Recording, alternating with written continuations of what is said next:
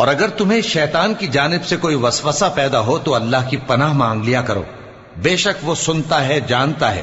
اور رات اور دن اور سورج اور چاند اس کی نشانیوں میں سے ہیں۔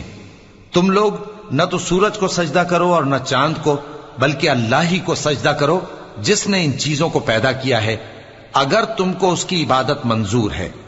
پھر اگر یہ لوگ سرکشی کریں تو اللہ بھی ان سے بے نیاز ہے، کیونکہ جو فرشتے تمہارے پروردگار کے پاس ہیں وہ رات دن اس کی تسبیح کرتے رہتے ہیں اور کبھی تھکتے ہی نہیں۔ اور اے بندے، یہ اسی کی قدرت کے نمونے ہیں کہ تو زمین کو دبی ہوئی یعنی خشک دیکھتا ہے، پھر جب ہم اس پر پانی برسا دیتے ہیں تو وہ شاداب ہو جاتی اور پھولنے لگتی ہے۔ بے شک وہ جس نے زمین کو زندہ کیا وہی مردوں کو زندہ کرنے والا ہے، بے شک وہ ہر چیز پر قادر ہے۔ بے شک جو لوگ ہمارے احکام سے انحراف کرتے ہیں وہ ہم سے پوشیدہ نہیں